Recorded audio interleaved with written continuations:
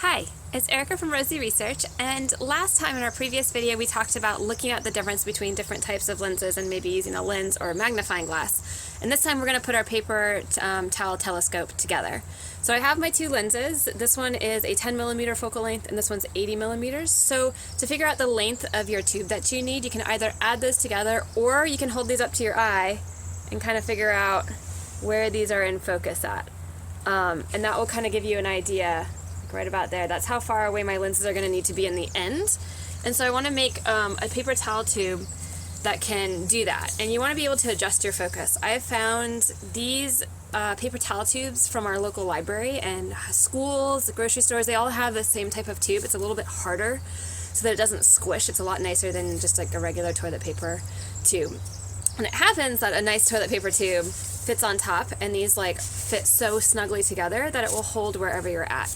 So I want to cut this down so that I can have two pieces, and when they're at whatever sort of nice length, it will be at the length of my two lenses.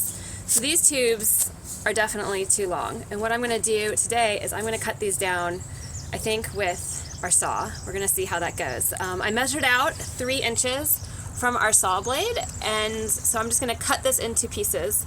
If you don't have a saw at home, you can also use something like just a handheld saw. That we have a couple of those here.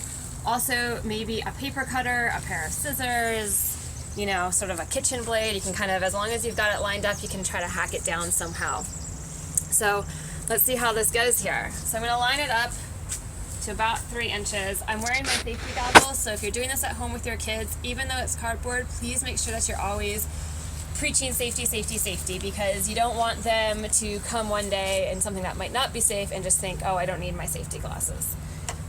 Alrighty.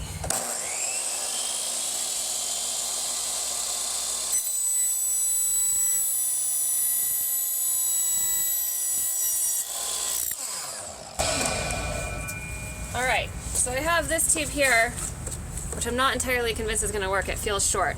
But what we'll do is we'll also put this over it, and we'll have to cut this piece down too, I think. These guys fit together super snugly. So at the end, I'll have something like that. So I'm going to cut this one in half as well, and then we'll see how it works for us.